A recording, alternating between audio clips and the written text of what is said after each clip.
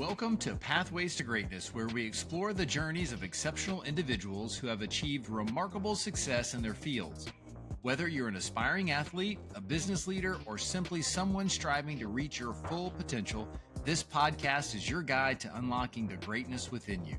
Join us as we dive into inspiring stories, practical strategies, and the mindset shifts that can transform your path to greatness. Let's embark on this journey together. Unleash your potential with Concrete Consulting. Are you a student athlete striving for greatness? Do you want to enhance your mental performance and elevate your game? At Concrete, we specialize in mental performance and success coaching tailored for student athletes, parents, and coaches. Our expert coaches provide personalized strategies to boost confidence, improve focus, and achieve your goals both on and off the field. Don't just play the game, conquer it. Visit concreteconsulting.com and schedule your free consultation today. Take the first step towards success. Hey, and welcome back to Pathways to Greatness podcast. I'm your host, Jeff Forrester. And on today's show, Coach Craig Kolick joins me. And I really enjoyed this one. This is, again, another Instagram connection just through the algorithm. He's a mental performance coach and he's in volleyball. So between the two of those, I don't know how I would have been able to miss him because the algorithm just pushed him in my way. And I really like his message. And he also has some really funny reels as well that he puts up that relates to if you've done anything in volleyball, club volleyball, you'll get all the humor that's there. But we had a really, really rich conversation that covered a lot of different things. And ultimately, it came down to culture and what are you going to do? And he shares some of his practical advice on culture. So if you want to have culture on your team, if you want to have culture in your home, if you want to have culture in your workplace, he gives you 3 easy steps to follow that is the foundation. And the ultimate thing that builds positive culture is time. And he doesn't make any false promises that culture can change overnight. It's a long, arduous process, but it's well worth it. So ladies and gentlemen, Coach Craig Kolick. Good. Well, everybody, welcome back to the show. Today, John Horn joins the show. There it goes. Great. Thanks. That wasn't super eloquent to get started, but that's what it is. Sure. Yeah. Like I said, thanks for having me. I appreciate it. Yeah, no, this is great. So John and I have been following back and forth with each other on Instagram. I don't know how long now. Do you know? Man, it may be reaching a couple years now. Yeah, it's been a while. Yeah. Do you remember where we first got connected? I do not. So, I mean, obviously we follow quite a few of the same people. And I think maybe, throughout that course, one thing led to another. And yeah, it was just like I'll say a mutual attraction, if you will.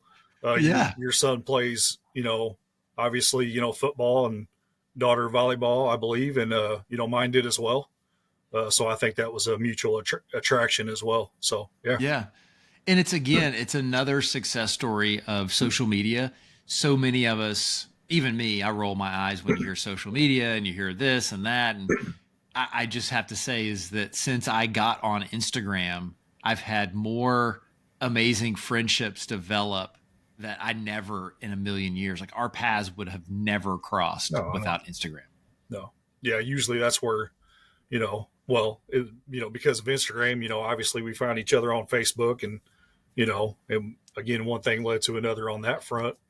But yeah, no, I would absolutely agree with that. Yeah. Well, John, before we get started, because I've got some good questions, I play a game called Would You Rather. You ready? Shoot. Okay. Would you rather go forward 100 years or go back 100 years? I would probably like to go back. Okay. Yeah, I think I would like to go back. Just because of, history and, just some, maybe some historical curiosities, if you will. So, yeah, I think back. How long would you want to spend if you went back? Maybe long enough for it to be painful. And when I say that, because obviously, we have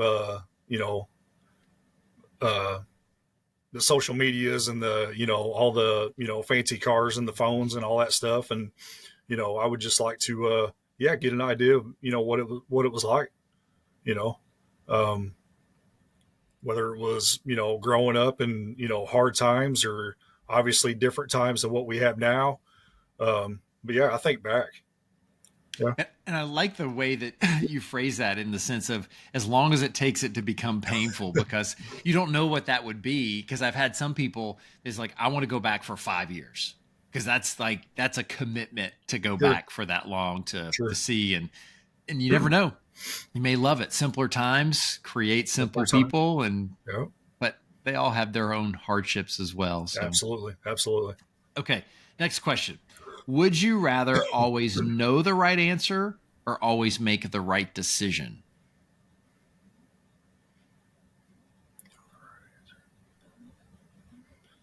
That's a toughie. Um, Maybe make the right decision. Okay. I could probably go either way on that. Because even if you know it, does that mean that you're going to use that to your benefit? Yeah, maybe make the right decision because we don't, Yeah. And we, yeah, a lot of times we don't make the right decisions, right? So even when we know the right answer, even when we know the right answer, yeah, for sure. I would say more times than not, the bad decisions I have made. It's when I've known that I'm going against what the right decision Sure. and the right answer would be. Yeah. Yeah. That gut feeling, or, that, you feel like you know, the Lord has moved you in a certain way and you're like, yeah, but I'm still going to hammer down on this, and it be, way off course. So, Yeah. Yeah, for sure. And then we're surprised when it doesn't go our way. Yeah. Yeah, we are. That's the other challenge. Okay. So would you rather have pizza or tacos? I have to say pizza because my wife is a pizza buff. So it would probably be pizza. Okay. Yeah. I'm Do you more have a the meat lover supreme type. And, but yeah, I'm all about meat lovers pizza. Yeah. okay. I like the Canadian bacon and the loaded up with the sausage and all that good stuff. So yeah, pizza for sure. Now, do you have a particular place that you guys like to frequent? Honestly, I don't know if if you're familiar with the Casey's, Casey's pizza, but we do like Casey's pizza. So that's basically just a general store, around the area. But obviously, Pizza Hut, then there's a local place called Joe's, and then DiMaggio's, I believe is the name, in a town close to us. But yeah, they make, the big, wagon wheel type pizzas. They're just huge. Yeah. But yeah, I'm all I about love some pizza. Me too. I Yeah. love it. You can't have too many bad pizzas. I've had some bad pizza, but it's still I'm, it's I'm, still good. I've been in some heavy debates over pineapple on pizza, and I'm just not buying it. I don't know where you Yeah, stand on that, but I don't know, man. I'll I'm not do it. I have no problem. all right. I sometimes I like that contrast where it'll be like cold and soft, or even if it's Sure. hot, it's kind of just like a different texture on the pizza. Okay. Like I don't mind it. Okay. Yeah. I'm not an anchovy guy. I'm Okay. definitely not an anchovy guy. We've had a few. So there's a local place here in town again, Alonji's. Man, it's a family ran business for years. I don't know how, we're probably going back, maybe 100 years or so. And they're known for their pizzas. And, they don't even ask. One of the things, hey, I want everything on it. Anchovies is on it. So whenever you order a supreme pizza, you actually have to say, hey, hold the anchovies, or they will put them on there without even asking. So I guess that's the true definition of supreme. yep, yep. So yeah. Okay. And then the last question. If you came with a warning label, what would it say? Do not shake. Oh, okay. Tell me more.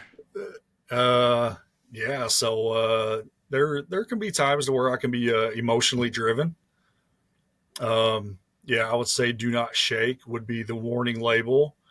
But now, obviously, over time, I've grown, a I'll say, away from that, and knowing what, what my own personal triggers are, I try to be aware of that as well. But yeah, I've been known to be, get extremely emotional when shaking. So you talked about triggers, and that's a kicker, and you talked about being self-aware. So what were some of the things that you did that helped you understand that, so then you could control that part of yourself? Because that's not easy. And I know if people are listening, they may think, oh, well, that's, it's easy for John to say that, and maybe I'm quote unquote self-aware, but if you're not doing anything to adjust and to change Sure. the outburst or the Mm-hmm. response. So help the audience know how you manage through that. Well, one of the so in my occupation, I went from an hourly worker, if you will, to a frontline supervisor, and it holds true, pretty much for anything and everything, right? I was promoted, for my knowledge, but not so much for my soft skills, my interpersonal skills, and that quickly became an area that I had to bridge. uh, I had to become more self-aware, because you had those triggers, whether it be conversation with um, people that work for you or that work with you, or even just your family, you know. So, um, being aware of those triggers, became very important. It became important on building relationships. You know, sometimes if you're not, self-aware, or if you're not aware of the different triggers that trigger you, man, sometimes it's tough to build some relationships. Because you're deemed unapproachable. Can't talk to you, type of stuff. And those were labels that was also warning labels, if you will, that were also put on me. And as I, grew older and became more and more aware of that, those were kind of painful. I mean, let's just be honest. I mean, we all have feelings, you know, and it's a, um, it's an importance, in life to build relationships. And if you're not able to bridge those gaps, especially in those areas, you're going to struggle. So,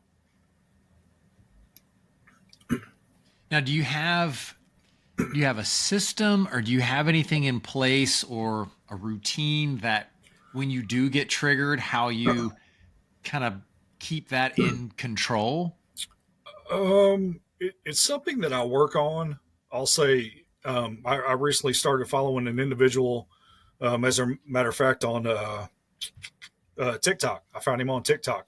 Um, you know, one of the swear words, TikTok. But again, I believe that social media can be as good as it can be bad. And he is a lawyer in Texas. And one of the things that he talks about is, hey, when someone says something that strikes a nerve, um, you know, take a deep breath, count to 10, all this type of stuff.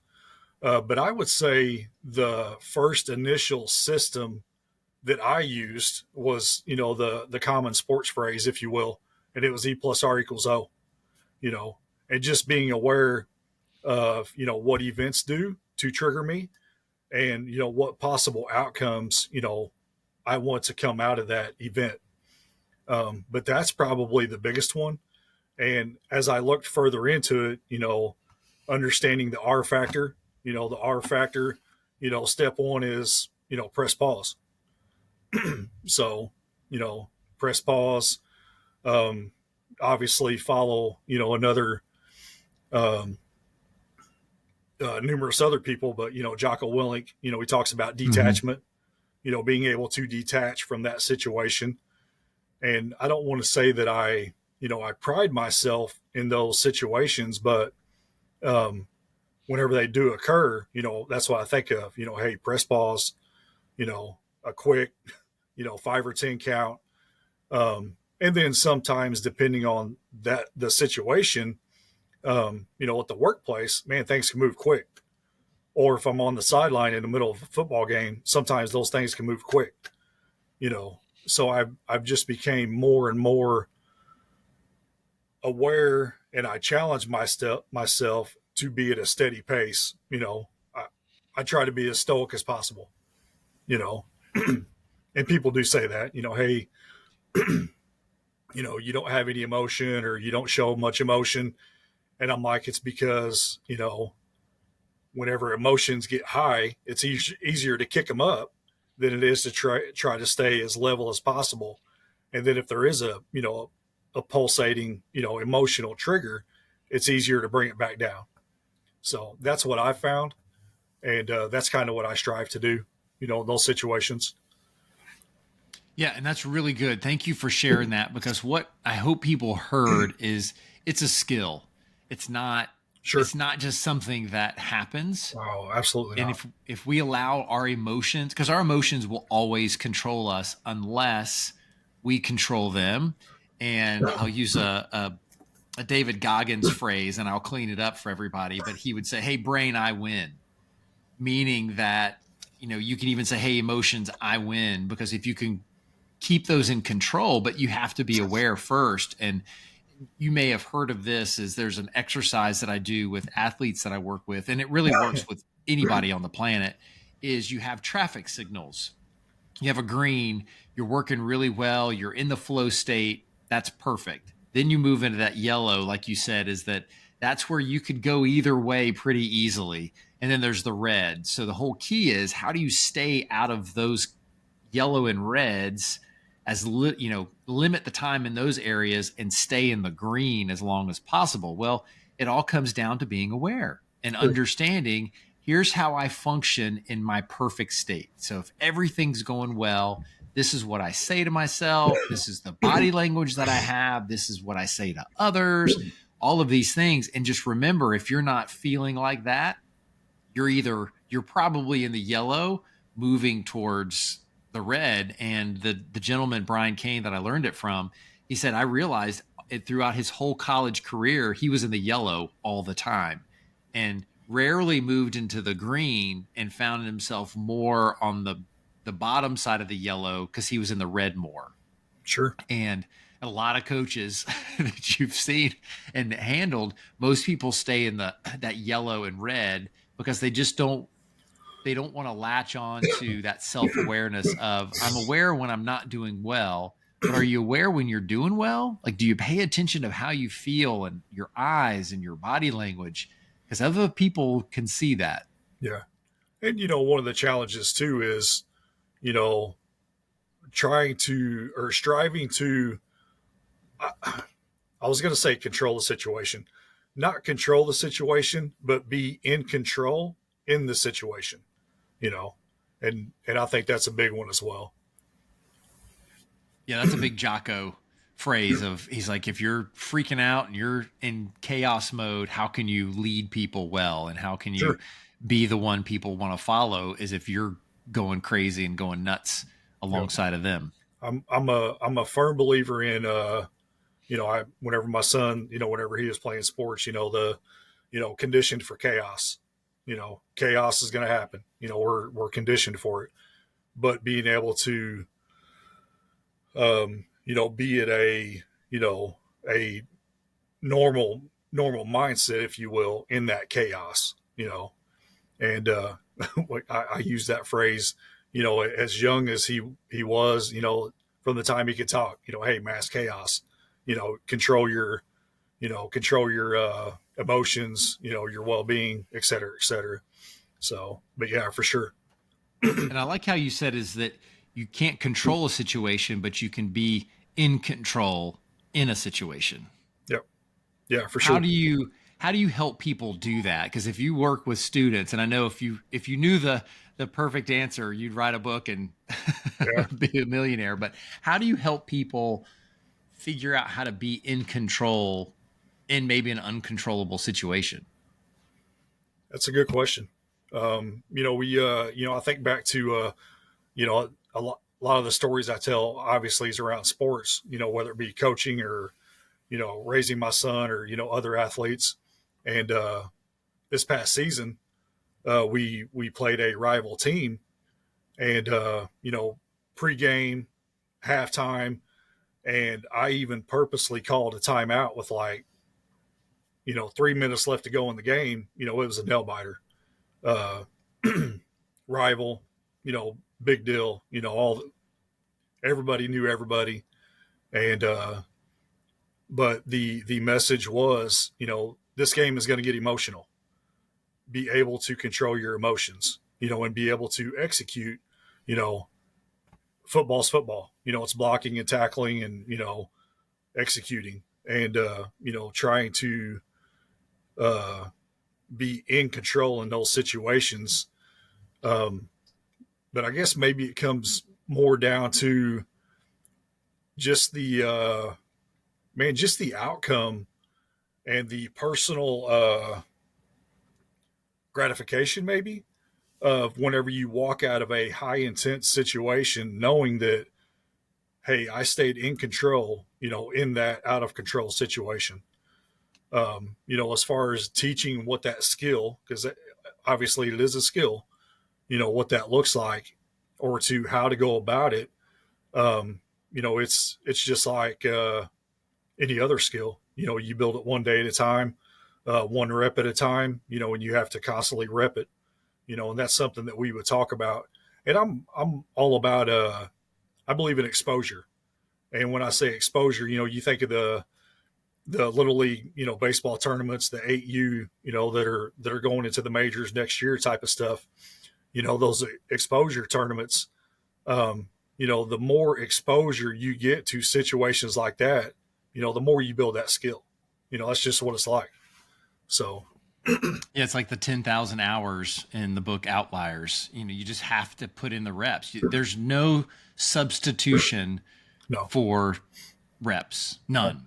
Nope. I mean, even like Kobe and some of these guys are crazy talented. They wouldn't have gone as far as they did, of course, with their mindset, but without the reps, it was just, they knew they had to do it to the point of ad nauseum, that they were going to just continue to shoot the basket, shoot the basket, shoot the basket. Yeah. Yeah. And it comes down to, you have to understand, from a self perspective, from a self-awareness standpoint, that to change any of the habits that you have, because I'm a firm believer as well, is that I don't care what age you be, wherever you're at, on the spectrum, young, old, so forth and so on. You can always change. You can change your habits, you can change your your situation, so forth and so on. But there has to be that, reps, whether it's, again, relating it to sports, you have your individual type, reps, and then you have your group reps, and, right, wrong, or indifferent, a lot of my reps, I also, would do at home around my family, my son, my daughter, so forth and so on. And, that would help me to, move along the line, if you will, moving to the next step. Yeah. No, thank you. Well, John, I started Pathways to Greatness 3 years ago, to bring people on like yourself to help others and myself learn different things that we need to get through the challenges of life. Pathways, everybody has a different path towards greatness. Everybody has a different definition of greatness. The one common factor is nobody has a straight line from point A to point B. And we have to learn, like you said, to navigate all of these. And it comes through reps. It comes through, like you said, is just having to go through that over and over. And many times, a lot of people struggle because they don't have the skills or the tactics or the understanding of how to do that. And so that's one of the things that I want to cover today. But before we do all that, what would you say your definition of greatness is?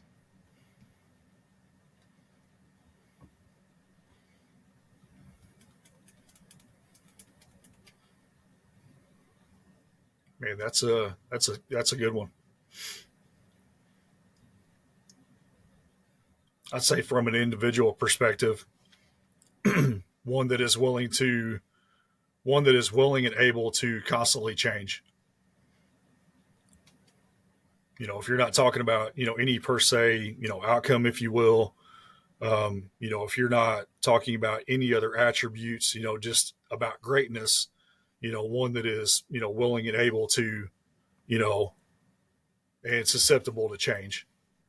Because, to become great in anything, there's a lot of changes that has to take place, whether it's internally or externally or, within the environment.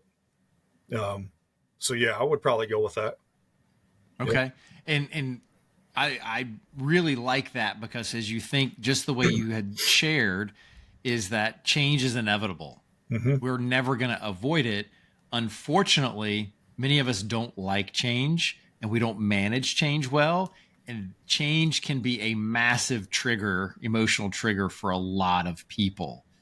So when you see change, for you specifically, individually, when change happens, how do you approach that to be able to manage that the best way possible? I really try to be aware of upcoming changes. Now there's been some situations obviously in my life that, has taken us by surprise. Um, and I just always reflect back to, God's got a plan. If it's a major hiccup, a major, derailment, if you will, that's taken place in my life, or, whether it be, you know, me, my wife, my son or daughter, is, hey, God's got a plan. And, my foundation and my faith, um, has always served me, good in that arena, that area. So, Yeah, and thank you for sharing that. And I always try to go to that, but by nature, I ruminate and I sure. get stuck in something. Mm-hmm. And I keep telling myself about, which it's God's plan. And then the weak human side of me is, I just, please reveal your plan, when it probably Sure. is revealing as we speak. I just don't have the mental capacity, because I want it to go a different way. And there was a gentleman, and he put it up, and I'm going to absolutely butcher it. So I'll try. So it won't be exact, but it was that you can't hear the voice of God because you're talking too much. And it's that, Yeah. that moment where we have a plan of the way we want it. We have expectations, and disappointment always happens when expectations aren't met, Yeah. realistic or unrealistic. But we don't have the ability to see what God's plan is. And I know for me, that's when I get frustrated. Yeah. For me personally, um, I try not to expect. How would I put that into words?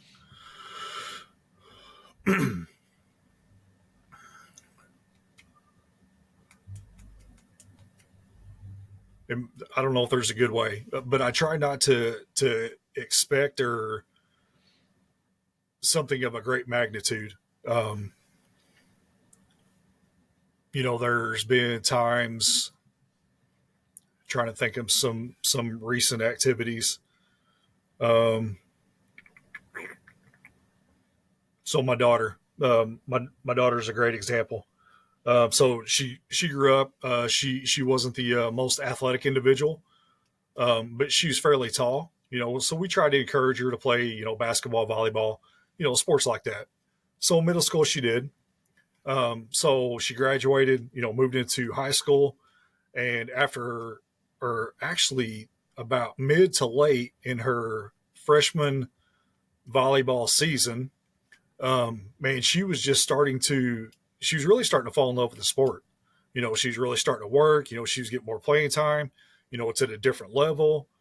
And she started having some issues with her knees. And, I'm excited because, I like sports, and I wanted her to play a sport. And So, we're getting kind of eager and anxious for that. And she goes down, at a conference meet, goes down on her knees, and she's in intense pain. And anyway, one thing led to the next. So she was really starting to fall in love with the sport, really starting to work, she was progressing, her confidence, more confidence as an individual. And one thing led to another. And in the course of 18 months, she had 3 knee scopes. That was just, it was devastation. It was devastation for her, myself, my wife. Um, you know, but again, I tried not to be to the point to where, hey, I have high expectations because, you know, I guess I always have, something in the back of my head, that, hey, a what if situation, you know, and that's just one of many, that has happened. And I could think of, man, I walked in on, her and my daughter, and, you know, they're upset, crying, so forth and so on. My wife and I, same situation. We're asking all the questions, why. Um, but the gist of that situation was she was diagnosed with a bone disease, OCD, which is I'm going to butcher this, osteochondritis dissecans. And yeah, in 18 months, she had 3 knee surgeries, 3 scopes. And yeah, could never participate in high impact sports. Um, you know, couldn't do a lot of stuff. And it was devastation. It really was. And I know, some people think, hey, well, it's just sports and, this and, but we were really starting to see her, grow and build confidence, through sport, and that's one of the reasons why I love sports. It builds confidence, it builds character, um, you know, amongst many other things. And that's just a small example, that took place in our life. So, but I always try to have that, you know, I guess, I don't know what you would call it, uh, derailment, mindset of, hey, if this happens, and I think maybe it's a matter of me setting myself up for that, you know, hey, okay, it's time to pivot, hey, emotionally detach, so that there's not an outburst, because at younger ages, I would emotionally lash out or burst or, whatever.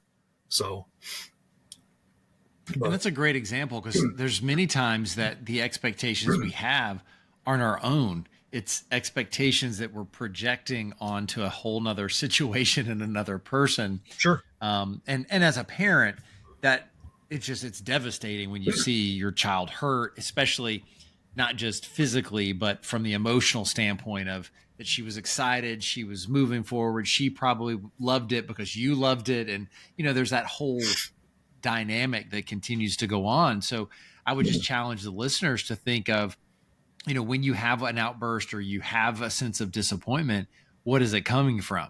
Is it coming from a disappointment of expectations? And I've shared this story before. Is one time, this was like during COVID, and we were supposed to go somewhere, and this was right when COVID hit, and we couldn't go. And I was going around the house, I was snipping at people, I was like just acting like a big baby. And so I took the dog for a walk, and I was like, why am I acting like this? Like, it was to the point where I realized that I was acting like a big Sure. baby. And it clicked when I was walking. I was like, oh, I'm disappointed. I really wanted to go, and now I don't get to go and do what I wanted to do, even though the whole family was coming with me. And it was the right decision to not go. And so I had to eat crow. I walked inside. I asked the family to come together, and I was like, hey, I'm sorry for the way I've been acting. I realize I'm acting this way because I'm just really disappointed. And so I think we have to have the ability and the courage to, even in front of our children, to admit, some of those times when we are disappointed, when we do have improper expectations, because to me, that's a skill that we can pass down if we're strong enough to do that. No, Jeff, honestly, that's, I couldn't agree with you more on that front. There's been, more than my own handful of times that, whether it was going to my son, daughter, wife, or even people at work, hey, I apologize because, I recognized, I was doing this, or this, and, it's not fair to you, and it's really not fair to, to anyone. And, being able to, bring that forth. And I really think that, people, see and recognize that, and, they respect that. And, that builds trust, that builds relationships. So, Yeah, for sure. Well, John, the reason why I had you on, I got a tickle in my throat. Sorry. Is that you made a post on your anniversary, and it was a really, really good post. Do you mind if I read it? I mean, you put it out there for the whole world to see, yeah, so I guess sure, you man, won't. for sure. And as soon as I read it, I reached out. I was like, I have to have you on the podcast. So whether or not we get to everything that I want to get to, and I don't have any questions, but I want to read it because it moved me in a sense that I'm a dad, you're a dad, and we have this opportunity to help others cultivate their pathways to greatness. So I'm going to stop talking and rambling and read it. Okay. So this was on March 14th. So congratulations on your anniversary. When this picture was taken 27 years ago, we had no idea what God had in store for us. But what we did know was that with his help, it was going to be a good ride, as it has been. Ain't gonna lie, at times it hasn't been easy. We made a commitment to each other. Not only that, but we made a commitment in front of God, which we strive to uphold every single day till death. Upon every struggle, I firmly believe we have become closer in our faith as Christians and our marriage. To this day, this woman is my best friend, a person that I can confide in not only as a spouse, but as a friend, a person that I trust my life and my children's life with. We challenge each other daily to make each other a better person. We strive to be a positive impact to those around us. With our 25-year-old daughter now in the early stages of raising her own family with her husband, and our soon-to-be 22-year-old son also embarking on the early stages of adulthood, we have been blessed. To those lives that we have touched and passed along the way, no matter if we're friends or enemies, thank you for making us a better couple because of the interaction with you. Happy 27 years, babe. Love you bunches. And then the scripture at the end is, haven't you read the scriptures? Jesus replied, they record that from the beginning, God made them male and female. And he said, this explains why a man leaves his father and mother and is enjoined to his wife, and the two are united into one. Since they are no longer two, but one, let no one split apart what God has joined together. Matthew 19, 4-6. And it just, when I read it, it really moved me, John. I mean, it's just a powerful testament to who you are as a man, as a husband, and a father, and the impact that you've had on your family's life. I appreciate that, man. That means a lot to me, Jeff. That's it says there at the beginning, when this picture was taken 27 years ago, I can't say that was the person that I was 27 years ago. But I could go several different ways. But our relationship has strengthened, year after year, struggle after struggle, positive impact after, negative impact, and, situation after situation. And that was one of the things that we had decided early was,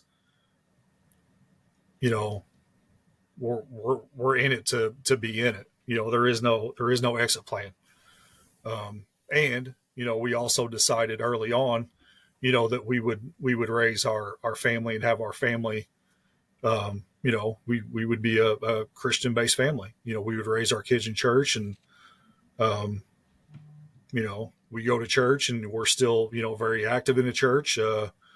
We teach a Sunday school class, and, I'm a character coach with our youth pastor, hang out with our, the pastor of our church, on a daily basis. And yeah, I'm 100%, man. Yeah. And what moved me was around, because I commented on there of just learning from you from a parent perspective. And I know the audience can as well, because I don't have a ton of listeners, but the listeners I know are parents. And I know that we could all benefit, because I'm a firm believer it's the people that you surround yourself with, and we all need coaches and mentors. And you're further along in the parenthood process than I am. And I appreciate that. My son's 16 and my daughter's 14. So you've lived through this that I'm in right now. Mm-hmm. For sure. And the good thing is you're still here. So I know. And they're still here. Yes, exactly. It's a process, and boys are different than girls. 100%. Yeah, you don't have to tell me that. Yes, and I know that. I think that was another thing. And so what I hope people hear is, before we get into it, is when you find people, and people like John are around us every single day. And if you don't take the time to have a conversation with someone to learn about them, and don't ask about the weather, don't ask about where they work, ask something more to find out who they are. Where they work and the weather has nothing to do with it. And I'm guilty as well. Sure. But that's what I love about social media. And I like the fact that you are very authentic to put this out there for that. So, the thoughts that I have is, as we're trying to raise our children and point them in the right direction, what are some piece of advice that, you would give me, that I have a son going into his senior year in high school. My daughter's going into her freshman year of high school. And it's almost like that question that goes back of, if you could go back and tell yourself something, where I'm in the stage that I'm in, even if for you it'd be flipped, the daughter's older than the son. Sure. What are some things that you would give yourself advice around those critical years? So one of the things that I always say whenever someone asks me, if you were to go back, and I have a couple of reasons why I answer it in this manner. And a lot of people, I get an eye roll, or, hey, there's got to be more. But I always tell them that if I was to go back and do it again, I would do it the way that I did it. The reason why is because, from day one, I wasn't raising my son to be a boy. I was raising him to be a man. And I knew at some point in time, my wife and I, we met between my sophomore and junior year in high school. So, high school sweethearts, married, raised kids, struggles, so forth and so on. But I always say that I would do it the same because of the information that I had at the time. And I feel like that I tried to raise them for more every step of the way. I knew, like I said, I knew at some point in time, my son, would meet, the love of his life, and, she would probably depend on him, because that's biblical. But, I also showed him what it looked like, to be, a father. I always strive to be there for their games, their programs, their practices. I always tried to be there and be present. Same thing with my daughter, be present. If there was some things that I would change, as far as around her, I would be more empathetic with her, because I think there were some times with her that, I probably wasn't as much as what maybe I could have or should have been. And, I do feel that, maybe that was a shortcoming. But I always tried to make sure that, hey, they understood that, we have some parents that, hey, I'm their friend. I try to be their friend. I could be their friend, but I was their dad, you know, and, any accountability in the family or, any, family rules or whatever, it's up to me to hold them accountable, so I'm all about, being friends with them, but you have to be more than friends with them. So that would probably be one disclaimer is, yeah, you can be their friend, but you're their parent, so make sure, you're raising them in that manner, to be their parent. Um, I raised my son completely different than I raised my daughter, and these are conversations that my wife and I, we have or had, and they got pretty deep at times, because the questions of, why, why are you like that? Why are you like that? Well, because he's a boy and I was a boy and I know what boys do, type of thing. And I did, there was times to where, you know, I purposely raised him different. I tried to show my daughter, what what a dad in a family looked like, whether it was, being there for her whenever she was going through her 3 surgeries in 18 months or, schoolwork, or, hey, what's it look like to be, you know, a strong parental figure, to take a stand for, hey, this is what our family does, type of stuff. So hopefully some of that makes sense. It does. And thank you for sharing that. And the things that I gathered, one is don't be their friend. You can be, it's hard to hear that for a lot of people and me at the same time. And I made a post in my story the other day is parenting is trying to protect our kids from our own faults and self-esteem issues. And I can't remember exactly what it was, but it's just something around is like, I'm projecting everything that I struggle with usually onto my kids. And so I've got to protect them from those things. And so to your point of knowing your standards and then living them, and that's what I heard is that you knew your wife and I were your wife and I, you and your wife were equally yoked in how you were going to raise your family. And that's super important is that you have to be a good team, and then surrounding yourself with the right people is important as well. The other thing that I got from it is laying expectations. Like you said, is that you set expectations of this is how our family operates. Sure. And if you're outside those lines, not really my fault. We've been very clear of this is the way we are and this is the way we're going to do things. Yep. And it's tough, but like you said, is you're raising them to be more. And I really like that phrase. And I hope people hear that because one, that's critical for parenting. I think it's critical for the people that you surround yourself with and the people that are around you is that you have to expect more, but not in an unhealthy way. What I got from what you had shared as well is that, you're quick to correct, but it's because you love them, because you know that there's going to be a day where they're not with you and you have to feel comfortable that you've helped set them up to make good decisions. Yeah. Yeah. There was times, you can say calculated, I was pretty calculated, whenever we were raising our kids, whenever they were going through, their elementary, middle school, high school ages. An example, with my son, played football,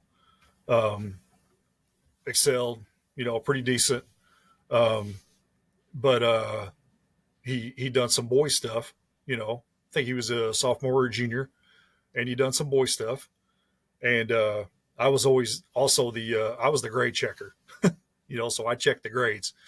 And there would only be certain times that I would talk to them, about grades or pretty much any topic that would create emotion. So, if my son was getting ready to walk out the door, going to, whether it be a JV or a varsity football game, I would not talk to him about anything that would create emotion. I wouldn't talk to him about grades. I wouldn't talk to him, about, um, anything that would cause excess emotion on him because, you know, some parents may agree or disagree, but he's getting ready to go play a football game to where there's going to be all types of emotion that he's going to embark on, you know. So it would either be, like a Sunday evening. Sunday evenings would typically be the time to, hey, we need to talk about the week. We would talk about the previous week and then we would talk about the next week, if it was about grades. Now if it was outside of a season, yeah, fair game. Man, I'd print out I don't know what you all use in Orlando, but we use Teacher Ease. But I'd print out all the Teacher Ease reports, and the meme it's or the video about hey, they haven't entered it yet, the teacher hasn't put it in yet. I mean, he used that all the time. They both did. But we would, I would bring him home and I would lay him out on the table and hey, what do we need to do to get this up, or to get this turned in, or to do this or to do that. But and that's just one example, grades. But yeah, I always try to talk to him, hey, how was your day, how was your week. I'm not going to say that we were a regular family or dinner at the table family, but we were still always together, and I always talk to him, hey, how was your day? How was this class? How was this class? Knowing that I had checked Teacher Ease and, maybe there was some grades or something that hasn't been turned in or reported. So I would always ask questions around stuff. And I was an extremely, an extreme advocate of, hey, I have all your social media passwords. There was some that we wouldn't let him get onto until a certain age. And, specifically my son, not so much my daughter because she was a little bit older, but more my son than my daughter because of when they got phones, at 9:00, it was ours. He didn't sleep with it. They didn't have TVs in their bedrooms, and yeah, all that type of stuff. So, yeah, and what I hear is protect. I mean, you're protecting kids from themselves because they just have it. I mean, they just don't have that capacity yet to kind of know how to throttle themselves back. I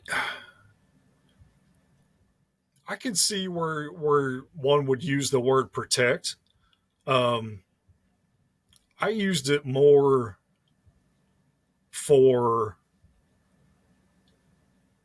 maybe just awareness, Mm-hmm. because, hey, if you're not using, social media the right way, you're going to find out stuff that you don't want to find out, initially, type of stuff. So I can see to where you would use protect, or one would use the word protect. Yeah. And the other parts that I heard is you probably, and maybe I'm putting words in your mouth, but so I'll stop, is, from the level of explanation of results, how deep did you get into explaining kind of that if this then that type scenarios? Meaning, like if you do this, and it doesn't necessarily mean social media, but from a parenting perspective of if you drive fast, you'll get a speeding ticket, or if you do this, did you go into the why behind? Just 100%. Yeah. it's not just you can't do that. Well, Yeah. why? Because I said so. Yeah. Like that doesn't go and Yeah. carry No, water at I all. was never a big advocate of I said so. Now there would be times, and those times of, because I said so would always come after, hey, we talked about this. It's been discussed. I have thoroughly explained to you, the reason, the background. And if you're not going to understand any of that, because at the end of the day, I'm your dad and I'm telling you, we're not doing this, So eventually those would come. Um, but the earlier that we had those conversations, the fewer those situations arose because it was like, okay, he said this, so, we're not, type of thing. But yeah, there'd be times where, and, sometimes my son, daughter, and wife, kind of, laugh at me now because it was like, what was the terms that would use? Everything's I'm missing the word. Everything's a trial, or everything's an event, and I would always talk about it, um, but yeah, anytime that it would ever arise, hey, because I said so, it was because, hey, we've talked about this. We talked about it again. And, this was all explained to you. And we talked about it one more time. And if you're not going to pay attention to any of that, then because at the end of the day, I'm your dad. And this is what we're doing. So, yeah. And it goes back to the trigger part too, that you were talking about, is that sure. if you're emotionally triggered, you can't come across as a good leader and as a father to be able to explain yourself well. I've found for me, it's like if you just holler, nobody's listening. I don't listen if somebody yells and screams. So it's more of that. All right, let's sit down. We've talked about this. Let's go through that. And Yeah. so it's good to hear that you say that, because it is important, no matter who you're speaking with, but especially your kids and your spouse, is to know where you're at on that. If we use the traffic light analogy, is, Sure. you probably at this moment would be living in the yellow, but you can still be under control and have that ability to be able to communicate and express yourself effectively to the other person can receive it. Yep. Yep. Now, when you look at like the 27 years that you guys have been married, and it sounds like you've been together a lot longer, and you're navigating now a different stage of parenting, because as my dad always said, is that you never get rid of your kids until you die. so you're parenting, so you're kind of in that adulthood phrase. How do you transition from them being under your roof, you having those conversations like you've had, to now all of a sudden is they're their own adult now, and I've got to be respectful of that? Yeah. Yeah. And one of the reasons is because a lot of people look at that different ways. Um, I love my kids, and I was a little hurt, when they moved out, but obviously, hey, it comes to that point. Um, you have some parents that, they say you never stop raising your kids. Um, I do believe you stop raising your kids, and I believe that you have to stop raising your kids at some point in time because they become their own individuals, and you have to give them, that respect in their families to become those individuals. Um, so, yeah, my son, he'll be 22 this summer, and he moved out, last year when he turned 21. My daughter, I honestly can't remember when she moved out now, but she's been out for, I believe it's going on 2.5 years now, 2.5, 3 years. And I always told them that 25 was the exit plan age. If they were not out at 25, then we would be working to a point that at 25 or shortly after for them to, find a place. And I believe that, my personal opinion, I believe that has to be done. One, because at the end of the day, you marry your spouse for them. You don't marry it for your kids. Yeah, you hope to, have kids, raise kids, and, go through that whole entire journey of raising kids, which is, it's a God's blessing, to do that. But at some point in time, um, you know, you ultimately marry your spouse to spend your life with your spouse. So as we've transitioned, you know, my granddaughter, she's going on, I think she's getting close to 8 months now, so we become more now of a support system for her and my son-in-law. Um, you know, hey, mom, dad, I need this, or, can you watch, her, or, so forth and so on, you know, hey, can you do this for us? Yeah, absolutely. For my son, he's in a little bit different stage because he's living alone. He just lives here in town. He is dating a great girl from northern Illinois, which is about 5 hours away. And the future is telling us that he may be moving north. We don't know this for sure. But she comes from a extremely, tight family, which is great. And, we raised him to be independent, strong, so forth and so on.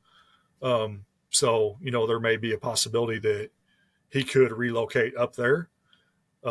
So that'll be extremely different. But right now for him, hey man, I'm just his, you know, hey man, have a great day. I text him. If I don't text him daily, I text him every other day. He calls every evening, checks in. It's more like a young adult, support, encouragement is what we are for him. For my daughter, hey, she has a full-time job. My son-in-law, he's got a full-time job. We're just, hey, if you need anything, we're here, type of thing. But yeah, it's probably more of a supporting role, because we drilled in pretty hard and heavy on, hey, here's what it looks like to be a person of character and integrity. Again, raised them in church. So I don't know if any of that makes sense, but it's all makes great sense. That's why I'm just sitting here quiet. we're probably more at, supporting them in their young adulthood. But we don't. So funny story. My wife, she gets to the point, she's like, hey,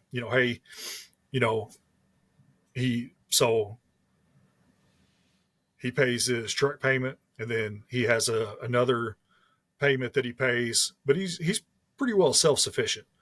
But she was bound and determined to get him off of our cell phone plan. Well, anybody that knows anything about cell phones, the more phones that you have in the plan, the cheaper it becomes. Mm-hmm. So we go to the local, cell phone store, and, she's explaining to the individual, hey, he wants his own plan, blah, blah, blah. And, the question arose, hey, I don't mean to be rude, but like, you realize it's cheaper if he stays on your plan. So the deal was worked out between the two, and he's still on our cell phone plan.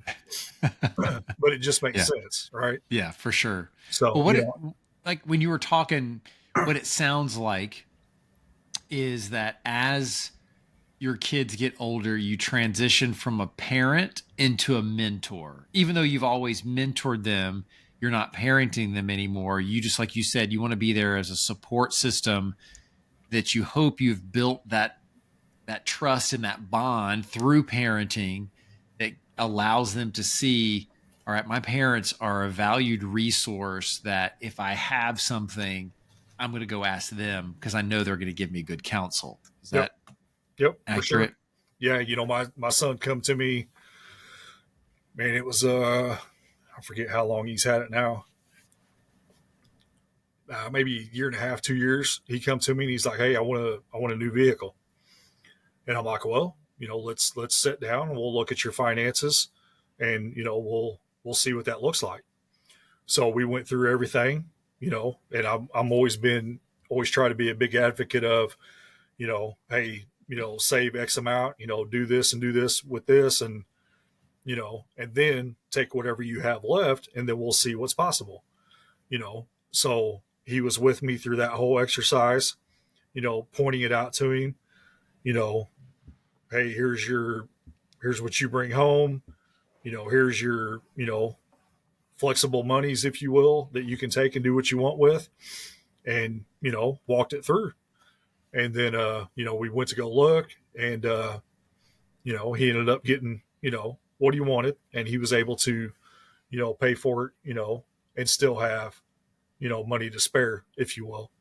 So for his own. And then we've done the same thing, with my son-in-law, my daughter, whether it's going over to, do some help, on their house, or, go through finances as well. But yeah, more of like 100%, like a mentoring type role, and never trying to be, hey, you need to do this, type of individual, or to be the type of individual that would be, demanding, for them to go one way or the other. But I believe in, hey, if there's something that I know that may, derail them, or that could, benefit them, then it's on me to let them know. I have to let them know. And I'm a big advocate of that as well.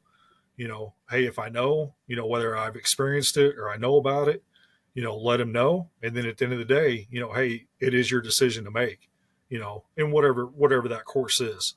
But yeah, it's for sure 100% a mentor type role. And what I like about it is when you go back to something that you said earlier in the conversation, is that you raised your kids for more. You weren't raising a boy, you weren't raising a girl, you're raising a man and a woman, which leads them to the point where they are today.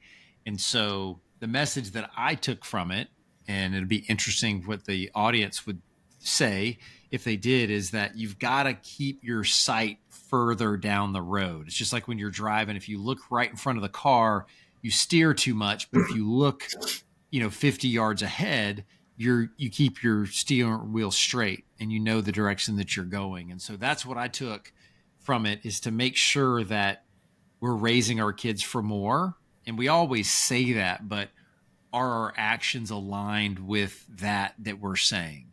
Sure. Yeah. Jeff, one of the analogies that I use is that you have to progress through life with a microscope and a telescope. So, you're looking through the microscope, and, hey, this is today, could be, a week or so, a month or so. And then, the telescope ultimately is looking out to, hey, what's the end game goal? And the end game goal was, I wanted both of them to be productive members of society. My son's only going to play football for so long. Even if he would have went to college and played football, it's still a small window, in the grand scheme of things. Same thing with my daughter. If she would have, went on to play volleyball, and, even high school, it's just a small, minute time, if you will, in their life.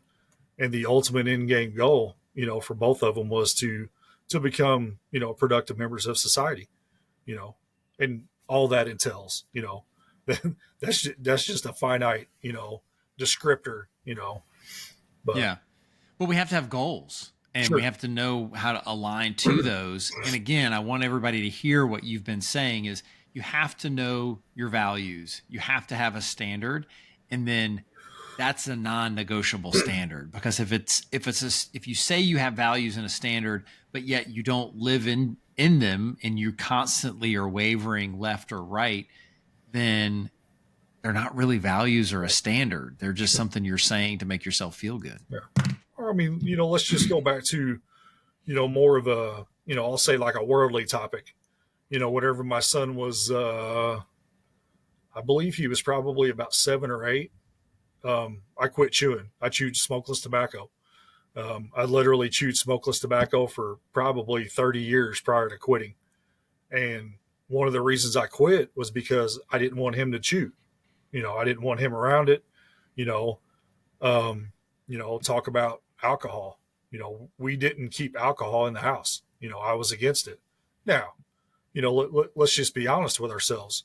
At some point in time when kids, get into middle school and high school age, hey man, that's when they're first exposed to those, I'll say those, drugs or whatever. I know, at the age of, man, we're probably going back to 7th and 8th grade. There were stories about, children my son's age, going to, parties and stuff like that, so, full transparency, man, all those, that was all used, in raising, my children. So, but yeah. Yeah, man, I appreciate it. I've just looked at the time, and I want to be very respectful of your time, because I could sit here and ask a ton of questions. So I'm going to constantly be reaching out. But, John, what would you say are something that you'd like to leave the audience with today about, all the different things that we've spoken about? I mean, if we just talk about kids, the biggest thing that I could say is, man, embrace the journey. Have fun raising them. It can be a very stressful time. And again, depending on, how many you have. But just embrace that journey. It's a journey, and, be intentional in their lives. If you're not, society will gladly raise your children, but they may not end up the way that you want them to, so be intentional. Then as far as, we talked about, my wife and I, again, the same thing. Never stop dating your spouse. Always make sure they know that you love them, and, that you care for them. And then, we just talking about, from an individual perspective, be susceptible to change, be willing to change. So constant improvement, yeah, for sure. Well, man, thank you for all of that. I got so much, and honestly, for me, the big takeaway was raise your kids for something more. That really resonated with me, and I feel like I've been doing that, but I can do a better job. And so it's timely. I'm grateful. I'm glad that you answered my comment and were so willing and able to come on. So I'm grateful. So John, hang tight a little bit. But everybody, this has been a wonderful conversation with John Horn, and I'm grateful. Thank you, sir. Yeah. Thank you, Jeff. Thanks for joining us on the Pathways to Greatness podcast. We hope that today's conversation inspired you to take steps towards your own greatness. Remember, every journey starts with a single step. If you enjoyed this episode, please subscribe, leave a review, and share it with someone who might benefit. Actually, share it with 3 people that you might think it might benefit. Until next time, keep pursuing your passions and carving your own path to greatness. Take care.